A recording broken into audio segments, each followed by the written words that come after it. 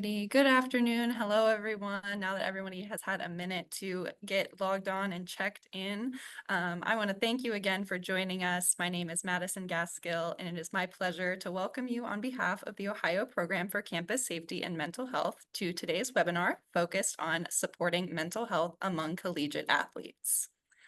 So before we introduce our presenters today, we do have a few brief announcements to share. So this is the kickoff of our 2024-2025 webinar series, and we want to thank everyone who participated in the topic survey this past May. That really helps us determine the topic schedule for this year's series and what you folks want and need to see.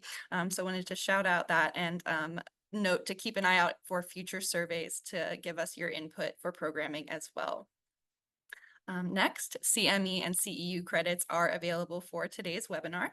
The activity code will be 17 ACES. That is 17 ACES.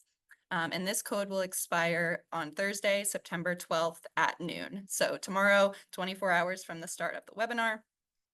So please be on the lookout for information in the chat on how to obtain those CME and CEU credits.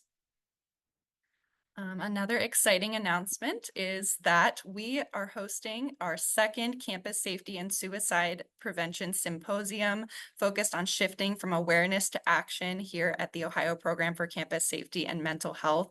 This is coming up next week on September 19th. And this event will be held virtually. So we welcome participants from across the state and even beyond to join us to learn and gain insights from leading mental health experts and participate in really meaningful discussion about the action steps that can be taken on Ohio's campuses to promote mental health and well-being. Registration is now open for that event for the symposium and will close on the 18th at 4 o'clock. So again, check the chat box. We'll include a link there to register. And you can also visit our website for additional information. And then last but certainly not least, we welcome you to please join us on October 16th at noon for our October webinar, which we will be joined by Dr. Amanda Feaster to focus on supporting and engaging students enrolled with accommodation needs. You can find additional details regarding these events on our social media and our webpage, as I mentioned, so please feel free to like and subscribe to those channels for more information. And without further ado, I will pass it over to Jessica to introduce today's panelists and kick off our discussion. Thank you so much, Maddie. We're so excited to have the discussion today. And I'm very excited to introduce our panelists for today. But I also wanted to share, of course, that today's webinar format will be slightly different as we hope to certainly foster a conversation with you all and our panelists today. We have allotted more time for questions and comments following the presentation, and we certainly encourage you to post any questions, comments within the Q&A or chat function during today's presentation, and hope certainly that you all will engage in the discussion. Finally, this webinar will be recorded and the video will be made available for viewing on our YouTube channel. And now to introduce our panelists, Dr. Danny Picard, who is Director of Student Athlete Mental Health Services at Bowling Green State University. We are also joined by Victoria Newkirk, Director of Equity and Inclusiveness at Plain Local Schools, and then also Tyler Newkirk, Program Manager at North Ridgewood, and also a former collegiate athlete. And so I'll go ahead and kick it off and we'll transition to our panel discussion. And so we'll start with Dr. Picard. If you could please provide a brief self-introduction, sharing, of course, your current role, position, and any background experience related to student athlete mental health. And we'll start with you. Perfect. Thank you, Jessica. Really excited to be here. As you said, I am currently the Director of Student Athlete Mental Health Services at BGSU. My doctorate is in sport and performance psychology, and I'm a licensed professional clinical counselor in Ohio and Pennsylvania. Also a certified mental performance consultant, personal trainer, group fitness instructor, and have my own private practice. So I feel like I dabble here and there within a lot of stuff when it comes to working with our athletes and our performers. Prior to my position at BGSU, I was a counseling center director at another institution, and I've been at BG for a couple of years now. On top of just the mental health individual counseling that I provide to our student athletes, I also work with mental performance concerns and work with our teams. Thank you so much. And we'll move over to Victoria, if you wouldn't mind providing a brief introduction of yourself. I am so sorry you guys can't see me. We're having a few technical issues. Uh, when we started this, I was the director of Plain Local for the Director of Equity and Inclusiveness. I now have taken on a new role. You see how things change so fast? I'm a behavior modification specialist right now for the district. I got into this, I've been in education for 40 years now in the same community, in the Stark County community. I had 3 children who all play sports, and I have a daughter who is on with us today who was a collegiate athlete, a D1 collegiate athlete. And I was just, as a parent, I'm on here as a parent. So we have the expert and we have the player. And nobody ever talks about what the family goes through. So it's not just the player who's going through these mental health challenges. I want to talk directly to parents today about how parents can build in some protective factors that will, start this process now, maybe right outside of the 8th grade. How do we build in some protective factors? And I want to talk about some of our experiences, some of our failures, and some of the things we overcame as a family and how it affected the whole family's mental health. So I feel like my job today is just to kind of talk to parents. Thank you so much. And then finally, Ty, you don't mind introducing yourself? Sorry about that. Hi, I'm Tyler Newkirk. I was a former Division I and Division II women's basketball player. Currently, I am a program coach for Youth Success Summit, a new nonprofit in Akron, Ohio. My background is kind of just, I grew up playing sports. I went through the recruitment process, and then I also got a piece of being on the coach's side as a graduate assistant. I hope that whatever experience today can help anybody and whatever they need to hear. Thank you so much. And Maddie, I'll kick it off to you for us to begin a few questions. Absolutely. So I want to start our first question by sharing a few statistics on the prevalence of the risk of depression among collegiate student athletes. And so some recent research found that between 15 and 33% of collegiate athletes are struggling with depression, with first-year students and females typically reporting more symptoms. And research also showed an overall rate of about 22% prevalence of depression. So with that in mind, I'm curious, posing to the whole panel, what are some common themes or concerns that student athletes are struggling with? It's a really great question. I guess I will kick us off just from the professional viewscape. I can say with the student athletes that I work a lot with, one of the major things that we kind of come up is this identity experience, athletic identity. I mean, most of our student athletes at the collegiate level have been playing sports their entire lives, right? And so whenever there is some type of transition, whether that be an injury, being removed from a roster, deciding to step away, graduating, transferring, maybe even the change in playing time, whatever that might be, a lot of it flows into, okay, without this, or when this looks different, who am I? Or who am I outside of my sport? Who am I inside of my sport? And I think that leads into a lot of other concerns with some things like some social anxiety that happens with relationship dynamics within the team, outside of the team, maybe not having a lot of social supports outside of the team, or if there's some athlete coach dynamics going on or trouble bonding or belonging within the team, that can add in a lot of different layers, maybe some struggles with self-compassion. Like, how do I be kind to myself if I'm not winning? How do I be kind to myself when I have an error? How do I be kind to myself when my body looks different than somebody else's? And then like some performance anxiety also comes up a lot. And sometimes that can bleed into academics. Anxiety about doing well in my sport, anxiety about doing well academically. So many people are relying on me. I can't let anybody down. So I would say those are some of the more common things that I see coming through when I work with athletes. And I agree 100%. Identity was probably one of the bigger things for me too. Just kind of finding your space outside of sports, and a big thing too, I think, is time management.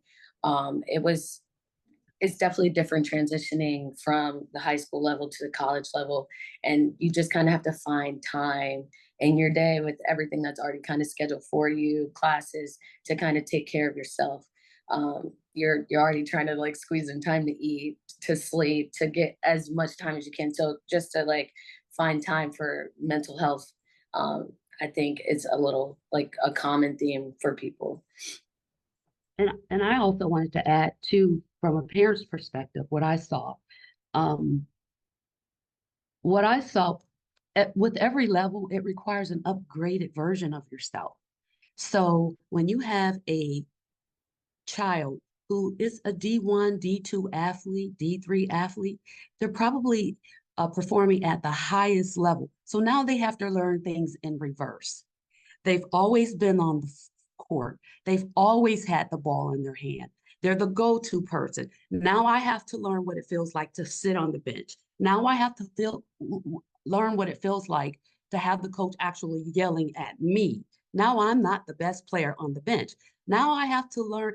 I have to I have to go in and figure out time management. It's all those things that they have to manage. And I think it's during that upgrade that a lot of students become depressed, and they're being upgraded. They don't know that they're being upgraded, and they don't even know. We're not even talking about what it requires. It requires more than just the physicality, that portion of it. It's that mental piece that parents need to work on prior to this whole recruitment process. So I think it was just in like that upgrade. I saw a lot of that.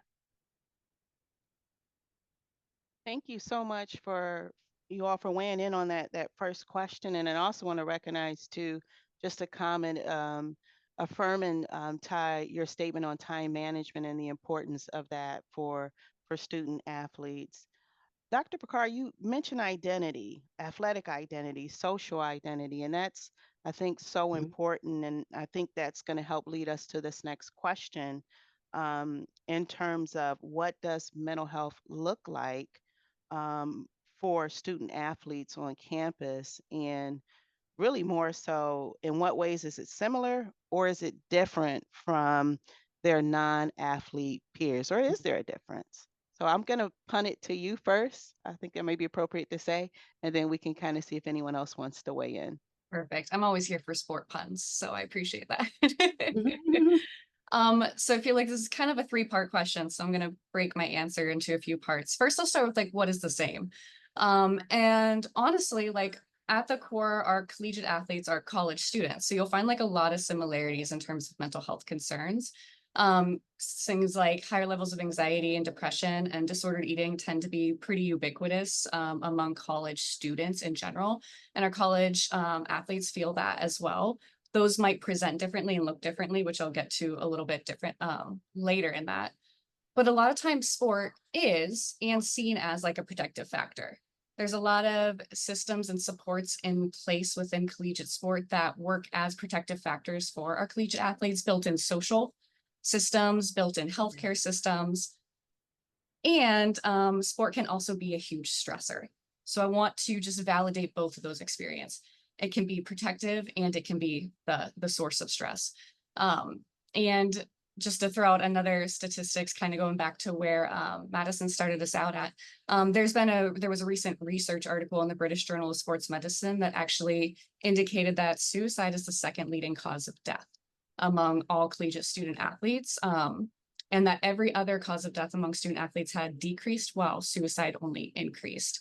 So I think it's very important to recognize that although a protective factor, sport does bring such unique stressors onto not just our collegiate athletes, but youth athletes and pro athletes Absolutely. as well. And I think there's multiple factors, and I think we could spend an entire webinar just on those factors. So I'll kind of go through just very briefly some of the ones that kind of pop out to me as a clinician are, one, the national attention that is put on our student athletes. Our student athletes live on a national stage. It almost feels like eyes are on them at all times. not even when they're on the court or in their performance arena, when they're walking True. on campus, when they're As- on social media. Performance expectations, not just from themselves, but possibly family, coaches, sport administrators, the athletic department, the university they're a part of, fans, those people that are all relying on them to do well at all times. All of their activities and decisions and behaviors possibly being scrutinized in and outside of that performance arena. Who am I seeing talking to? What activities am I seeing engaging in? How does that reflect not just on me, but my sport, my program, my university, and also like my sports system as a whole, like basketball as a whole or baseball as a whole? What is this all reflecting upon? We mentioned the time management, but like a lack of downtime, a lack of free time, a lack of permission to give themselves to care for themselves rather than constantly caring about the sport and the people around them. And then I just feel like collegiate athletes, all of their time is just so highly structured and scripted. There really isn't a lot of time for that exploration of identity outside of the sport. So I think you take into all those unique considerations on how those can impact mental health maybe differently than we might see for our non-athlete peers. And then how it looks is also can be a little bit different. It could present in the same way that we see mental health among non-athletes, and that absolutely is valid and is a real experience. I also think maybe some ways that come off a little differently is our student athletes are so highly structured that they might be getting through their daily activities really well, right? They might be getting that 4.0. They might be like top performer on their team. They might be like head of community service hours, and they might be doing everything at such a high level. So you might not necessarily see those struggles in the same impactful way that you could see it with non-athlete peers. But you might also see things but they might be struggling with their level of energy, maybe focus and memory, right? Because maybe they're not sleep, maybe they're getting 4 hours of sleep a night based on their schedules or they're traveling. Decreases in performance or maintenance in performance, really struggling to get to that next level, increased injury rates, increased risk of injury, prolonged injury recovery, struggles with confidence, struggles with performance anxiety, struggles regulating emotions, like being here and then jumping here, that levels of anger are high, but then the next minute I'm really, really sad. Irritability and frustration can be a really big one because aggression is very much embraced in the sport environment. So that can feel like a more safe way to express emotional hardships. And then isolation, right? Like I'm around people all the time, but yet I feel alone. And so I'm even going to pull away from like, maybe I don't sit with my team at dinners anymore, or I'm going to sit in the back of the bus, and there just becomes a disconnect with those social supports that are meant to be there in service of them. So that was a very long answer. No, Dr. Jenny, I think that was really helpful. Thank you for kind of laying that all out. And as we look at our next question, I think it also ties in that we've laid out the pressures and what some of the struggles look like. But I'm curious, again, for Dr. Danny and the whole panel, how can student athletes find balance with all of these pressures and time schedules and everything that we've been discussing so far? What are suggestions for balance in that? So I'm happy to kick off, but I would love to hear Victoria and Ty's insight on this. Yes. I I tend to struggle with the idea of balance in this in this situation, and this might be a very unpopular opinion. So I'm very aware of that. Our student athletes are so limited on time. And I think sometimes it creates a pressure and a potential false narrative when we say balance, that there's like this magic solution to perfectly managing everything on their plate and having perfect mental health. And I'm very much of like, let's get rid of the stigma of perfection that our athletes are kind of dealt with both internally and externally all the time. So I think it might be more realistic to embrace this idea of like give and take within time management, because I think balance really comes back to like restoring your priorities and recognizing sometimes good enough is good enough in order to make sure that I'm taking care of myself. And I think the easiest place to take away from tends to be that emotional and mental care for the self. And so I think a really big important part of this is helping athletes recognize that how caring for themselves will actually serve them in reaching their other goals, because that feels like the easiest one to take from. And I'd like to say, even during the recruitment process, that's so important for parents to listen to what the university, listen to what coaches are saying, If they're not talking about, we chose a university together as a family because the coach was talking about balance. We didn't hear that coming from, she had been recruited by tons of coaches, but we didn't hear anything about balance. And this coach told us, you know what? I want her to be a basketball player, but I also know she's a student, she's a daughter, she's a friend, Mm. she's an aunt. She has other things she has to do. So that was so exciting to hear. So if you're, and these are things parents can help. Listen out for those type of things. If you're not hearing, and I just want to say this real quick to Dr. Danny. I have a great nephew who is on Bowling Green's team right now. And I talked to my niece about you. And you know what she said? She said, oh my God, Bowling Green does amazing things for mental health for their students. So I just wanted to tell you that. But that is something to listen for, that balance piece. If you don't hear from the coaches, just you might have to keep shopping around. Yeah. So in my personal experience, you kind of do like, I think the way with the balance term, you kind of have to be like really intentional with your planning time. So a lot of the time, I mean, it didn't happen within the first 2 or 3 years of my college career because you really don't know until you know and you start getting hit by all these things and you're like, I am really just scrambling to even find time to eat. Like it's just really hard sometimes. But after a while, about probably about 3 years in, I had to kind of tell myself, Sunday nights are dedicated to me sitting down and kind of mapping out my week. And even if it is very like super on a schedule, at least I know that I'm finding time to kind of take care of myself. And I might get made fun of sometimes, but you got to do what you got to do. And I'm a very visual person. So having that on like a complete list for me helped me try to find the balance in like give or take areas. And there was some things I had to let go of.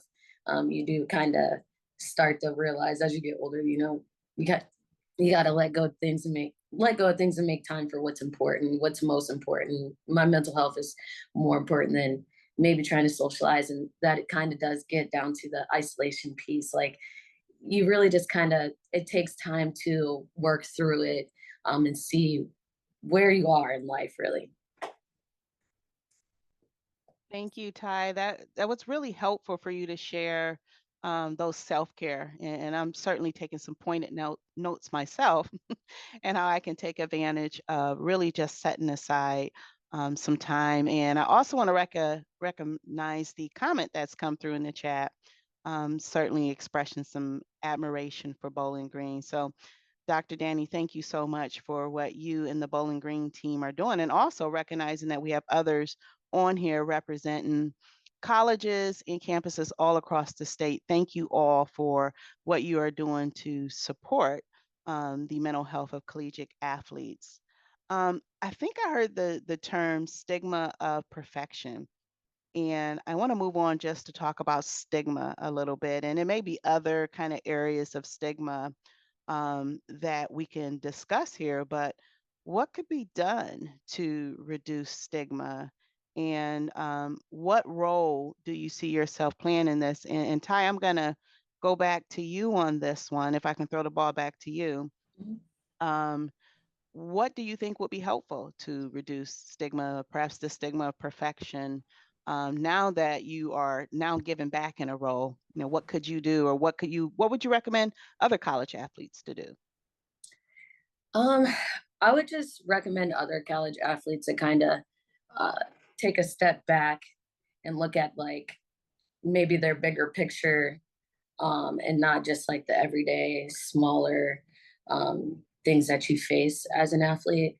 I do know at times sometimes non-athletes have a hard time, you know, understanding that yes, this is like, yeah, we might get a lot of things because we are on the team, or we might get some type of recognition on campus, but I think sometimes they might overlook the whole like back work of what we've done to kind of get here and what we go through, what we were going through like on an everyday basis.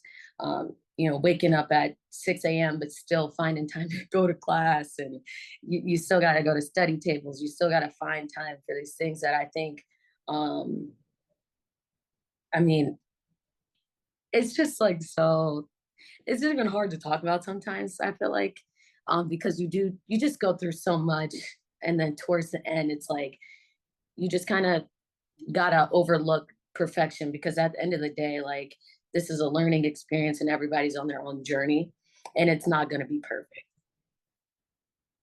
Can I say something to that too? From, Sure, because go ahead. remember, I'm talking to parents. Parents, this is where you can build in a protective factor. She started playing ball in kindergarten. And my husband coached her from kindergarten to 8th grade. And we put ourselves over into what the kid wants, how he's performing. We take it personal. And as a parent, you have to remember that child has a coach. You're not the coach. And sometimes you are, but sometimes you need to step out of that coach's hat. And you need to be the parent. You need to be the she had a coach tell me one time that his job was to break her, and because she was a wild stallion on the court, and the job was to break her. And I said, my job is to protect her, because she's going to be a mother, a wife, an employee. She has to have a life outside of here. So it's important that parents understand that too, because I think a lot of times the pressure comes from the parent. Well, I won't say it always comes from, it starts with the parent, because you get so wrapped up in this child's career or success. So parents have to learn how to be a parent, how to support, and not always how, you're not coming off the court. You don't always want to hear how horrible you've done. Sometimes your parent just needs to give you a hug and say, hey, better luck next time. You got this, whatever, and be encouraging. So I just want parents to understand the role they play in that stigma of perfection. Very, very well said. And it looks as though I think we're going to punt just a little bit because there's a question for the audience, and I appreciate what has been posted. And the question is, do you think the recent opportunity for student athletes being able to be paid, so I think they're talking about name and likeness, and receive endorsements is contributing to anxiety and depression levels? And I don't know if anyone has anything that they would like to add or respond to that particular question. So NIL has definitely influenced the world of collegiate athletics. I think we've all seen that in the national media, but I think at the level of our individual athletes, I do want to preface, I think every athlete's experience with NIL is so very different, depending on the school they're at, the level that they're playing at, D1, D2, D3, NAIA. Also their sport, like there's so many individual factors here, but I think one of the things to say about NIL is it's definitely increased the focus in social media. Most NIL deals are social media promotion focused, and we already know from the copious amounts of research out there that how social media can negatively affect mental health. And so I think you take into consideration both of those things. And, some things that I have heard are there is pressure because now there's an increased pressure to grow your following. Because you're going to get more deals dependent on how big your social media following is. And so then it also goes into how am I portraying myself on social media? What kind of NIL deals am I open for and not open for? There's a lot of considerations with that. Also with NIL, there's, you have to run those through compliance and all these other steps too, going through those. So I think you kind of layer that all in together, social media being the number one aspect. And I think you could say, yeah, it has the potential to impact mental health quite a bit. Wonderful. Thank you again. And kind of, again, piggybacking into the next question on that point is, Dr. Danny, from your perspective, what factors must be considered in the sport and athletic department ecosystems to support student athlete well-being? And I could see potentially deals and things like that even being a part of that ecosystem. So I'm curious for you to share. This is another question I feel like you could have a whole webinar on. So I'll try to keep my kind of remarks brief. Wow, like the sport ecosystem in general, college, no matter what level, is it's its own world. It truly is its own world. And I think in the collegiate space, it's really interesting because college athletics, the existence of college athletics is in support of the university. So you have the culture and the alignment with the university and what the university's goals are, athletic goals. And so there's that component of the sport ecosystem. And there's also this culture of competition, performance, and success. And there's so many structures, expectations, and requirements within athletics that student athletes are navigating in. So there's the support systems, there's medical support within athletics. Sometimes there is mental health support. There are administrative supports, compliance. There's constant states of pressure and competition and evaluation that athletes are functioning within. It's like a constant evaluation process on not just their performance sport-wise, but academically, are they meeting eligibility requirements? Are they upholding a GPA that's going to reflect well in terms of like APR scores and all of that when it comes to the university? So you also have marketing within that, the fan bases. And I think I kind of related to this earlier, but there's so many people that many student athletes feel like they can't let down. There are so many people relying on them to constantly be at this high level of functioning and performance.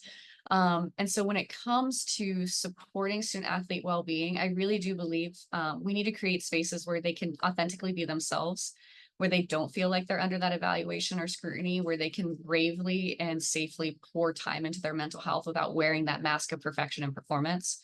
So I think that's really important when coming to understand the ecosystem of sport. It's just that there's so many structures in place, which again, protective factor and recognition that sometimes our student athletes need spaces where they can bravely just step into who they are without that overhang of judgment and evaluation, which is inherent in sport. No matter where you go, that's just a part of sport, is that piece. But if we can create spaces where that isn't a factor, I think that could be very beneficial.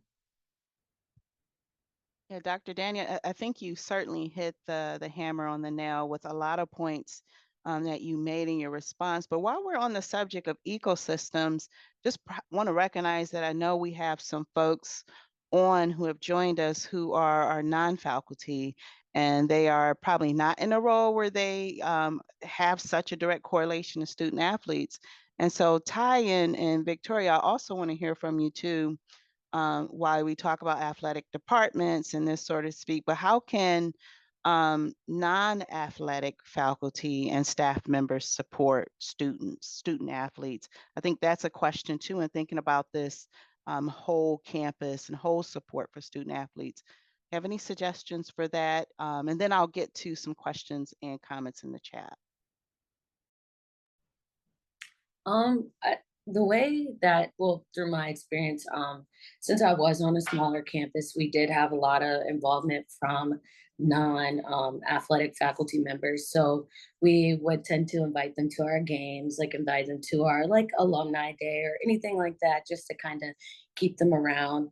And it was just like very nice for them, like, you know, in passing, you might see like a logo from a sports team or something, and just be like, hey, like, how are you doing? Or just have casual conversations, because I think I built a lot of relationships with faculty members off of just, you know, hey, how are you doing? How's the season going? Type stuff. And then you kind of find yourself going back to them, or you see them around campus, you kind of dive deeper each time.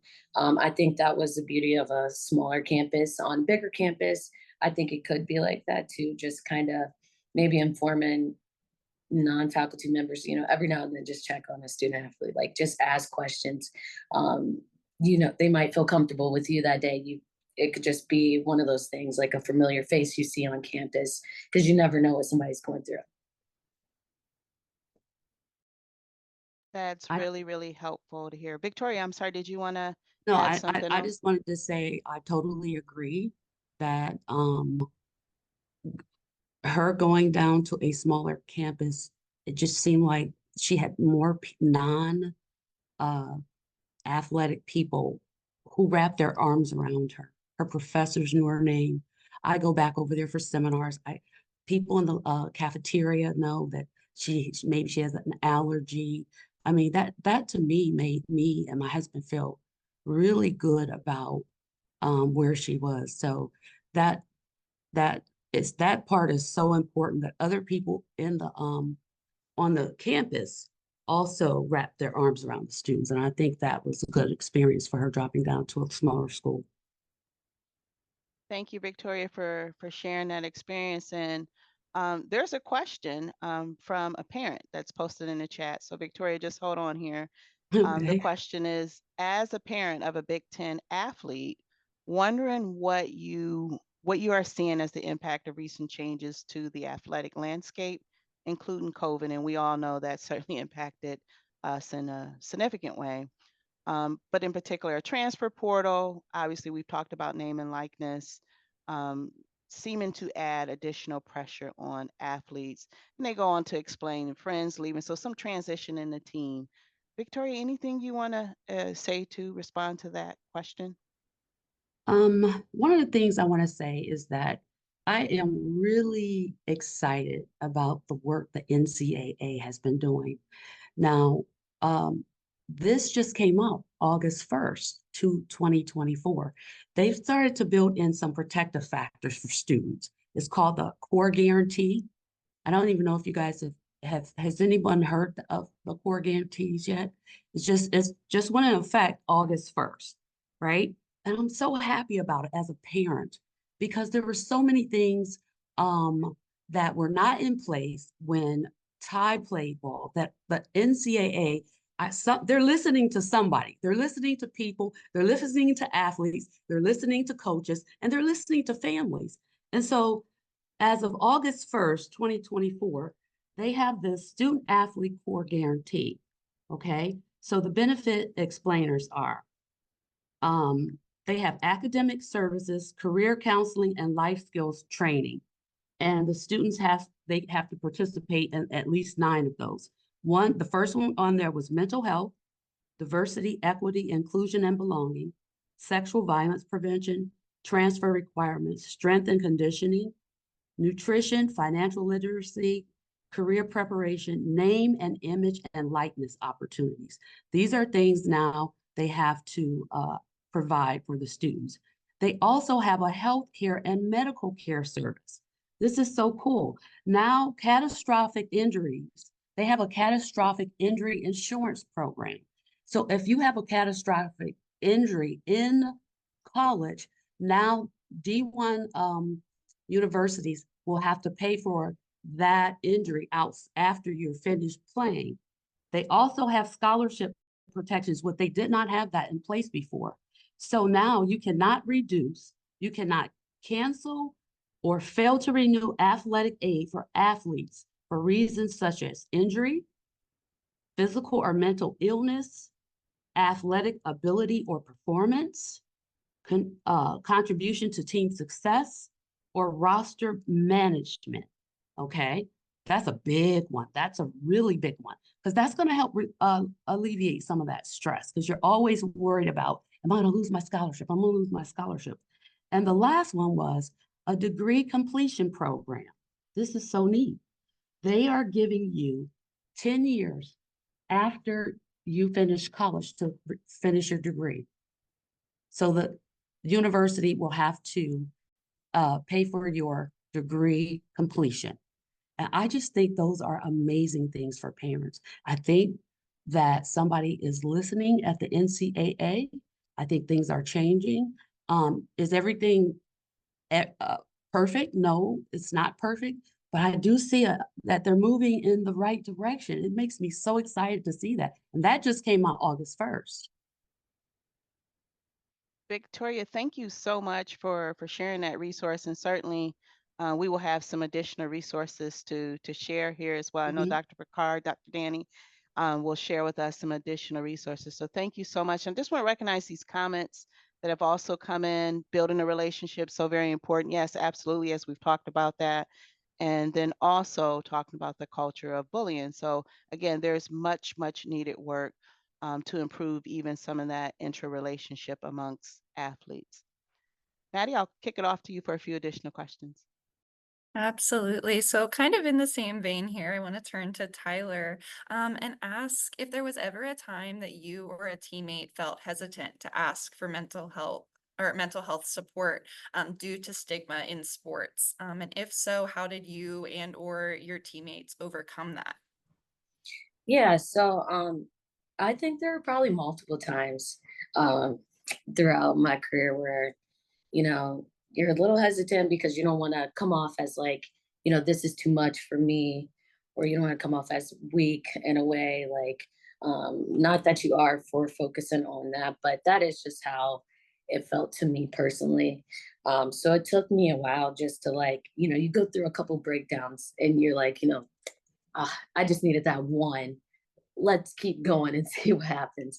But then you realize like if you don't do the work in that time, it kind of just builds up and it builds up to something more. So the way that I kind of overcame my situation was just like more just I more sat down with my family and had a conversation because like there's already enough pressures from the sport and going to school and just being in college in general, that I was able to sit down with my family and just kind of tell them what I needed from them. And then it was nice because my parents, they listened, and they actually, since I was around from the area where I went to school, it was nice because I was able to go to a facility like nearby, just to kind of get counseling from there. And I could have got it on campus, but I think it was more me like running away from kind of put like fighting the stigma. Like, I didn't really want to necessarily like bring it into that, but it was nice to have parents that were listening and just kind of come to realization, day by day that, this problem needs to be fixed right now because there's really no like good outcome if you keep pushing it down. Absolutely. Thank you for sharing. Yeah. And so it sounds like having that family support then gave you some more strength, Mhm. and that background support to push forward and get the help that you needed. Absolutely. And so moving on to our next question here, another statistic or fact from research that I wanted to share to preface is that sports have been categorized in research as individual and team sports when examining the risk of depression. And research has indicated that individual sports may be at an increased risk of depression as opposed to team sports. And so with that in mind, Tyler and the whole panel, of course, I'm curious, what were some ways that your coaches, teammates, you already mentioned your family, but maybe Mm. some specifics of how they were able to support you when you were struggling, and or ways that you saw teammates be supported by any of these systems as well? Yeah. So with a coach, it was kind of just like check-in meetings. Um, I was fortunate enough to have a coach that cared more about our mental health, like not saying more, but like a good amount about our mental health as well as like our physical performance and everything like that. So we did have frequent check-ins to kind of see where you are, where you are and how you're feeling, not just about performance. And then teammates, we actually had a system in place where we would do like you're paired with like an upperclassman or you're paired with like somebody on the team, to where you kind of check in with each other. You might grab lunch like once or twice a week with each other just to kind of check in, and not about practice, just like life, and then also just as a full team, we would come together. We would have prayer, we would have different things just to kind of um, get to know each other better. We spend a lot of time together, but sometimes if you kind of have the sport, you're not necessarily focused on like that personal relationship. So it was nice too. We got like family dinners, we would have family breakfasts. Like we would just like spend time, like quality time with each other outside of the sport.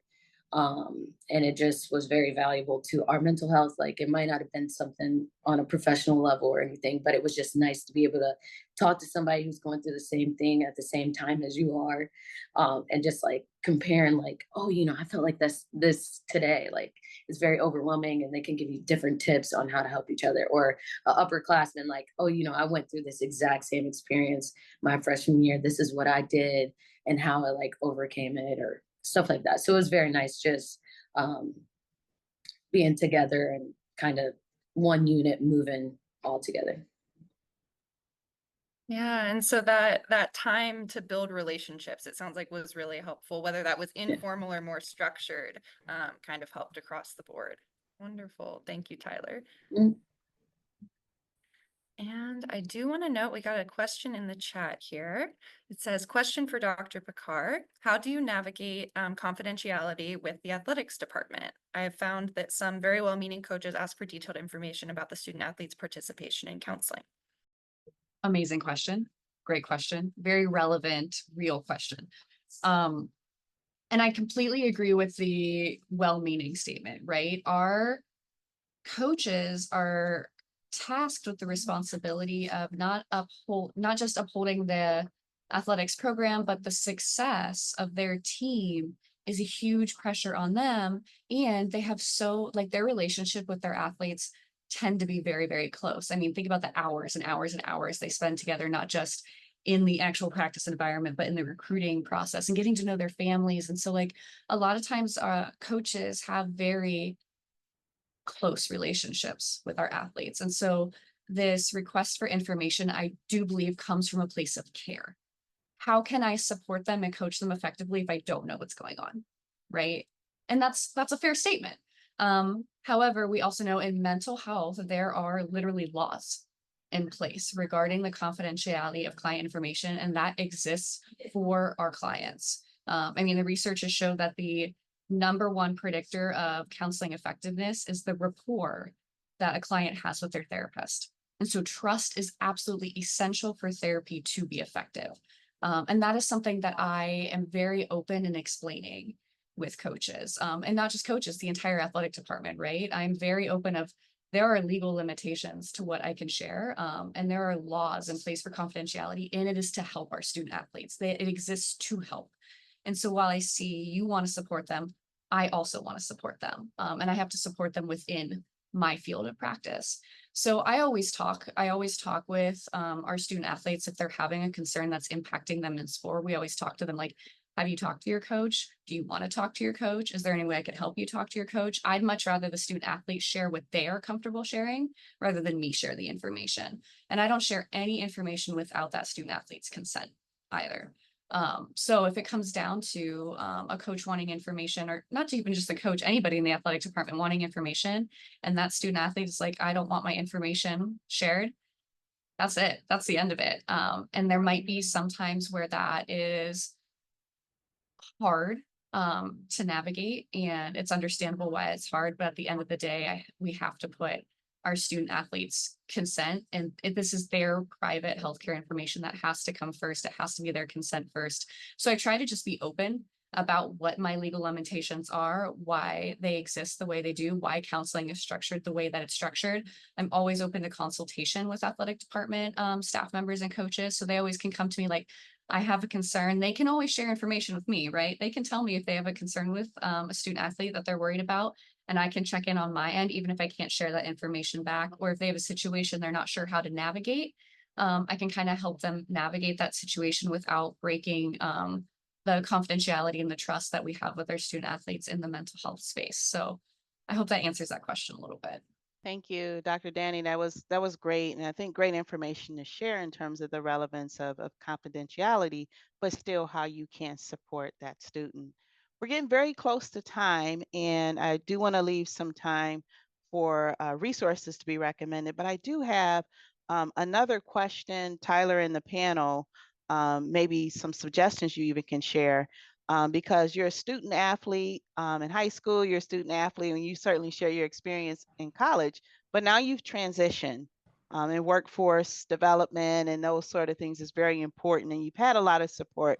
But Yeah. could you share like your mental health journey, how you've been able to transition successfully post sports, post collegiate sports? So I think it'll be helpful to share here what's been helpful for you. Yeah, so I would say my journey, I've hit a lot of bumps, but that's just life. Uh, kind of at first transitioning out of it, since I did transition out of college athletics during COVID. It was a kind of rough at first. It's just kind of like everything stops when you're going from so much activity, so much scheduling, so much like everything. Everything kind of stopped. So then it was just like I had a lot of time to like look at issues that I might have pushed off due to the amount of stuff that I had. on my schedule. So then it just kind of all starts to come out. And you start to find like you kind of have to let go of the perfectionism stuff during this time too, to work on and see um like uncover your true self and find your identity outside the sport. Like we were talking about identity, you're tied to so much of your sport in school that now when everything just stops, it's like who am I? So I took a lot of time trying different things to see what I liked that I never got to try before. I started to travel to kind of see, um, things that I didn't have time for before.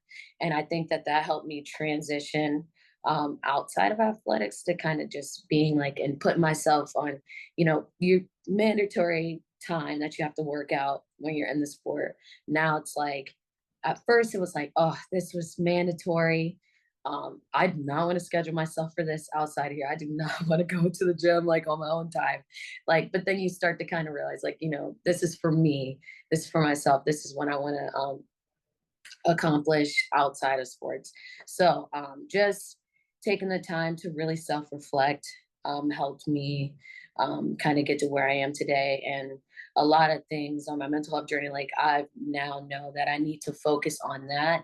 And I'm only like focus on myself will help take care of everything else. Like it'll all fall in line.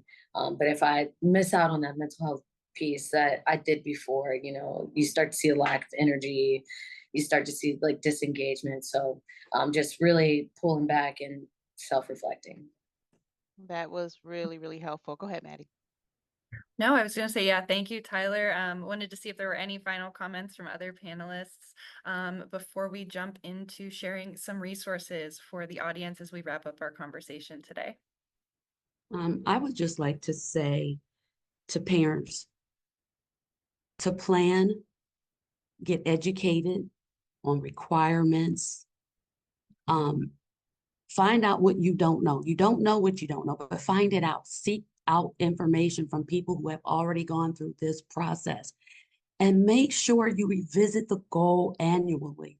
Because what I found out was that there was somewhere in this process when Ty was going through this journey, our goals had changed. We thought we were still doing this, and Ty's goal wasn't that anymore. And that's when she had to sit us down and say, Mom, this is not who I am. I am a girl who happens to be able to play basketball. I am not a basketball player. And there is a difference because she was telling us, I don't want to go on with this.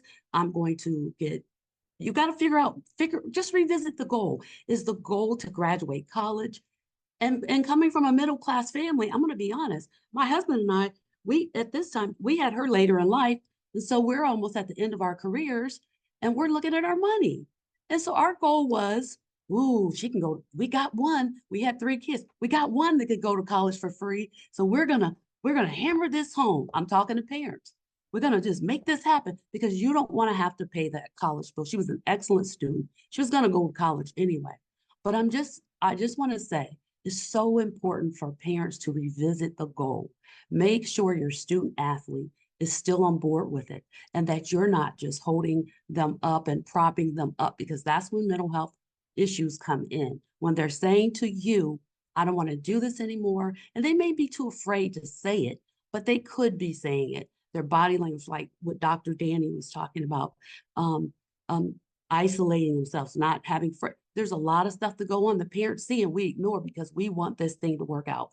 And I'm just imploring parents, please pay attention. Be a parent. You're not a coach. Okay. And that's just what I wanted to say. I just wanted, and this would be hopefully a good segue into resources. Victoria, I just loved everything you said there. And I would say there's this great quote from Caitlin Bracken. She was a lacrosse player for Vanderbilt. Great TED Talk out there for if you're into TED Talks. She says there are no college sports without the athletes. Mm-hmm. And I think we need to remember that none of this exists without our student athletes. And so any way that we can support them is so important.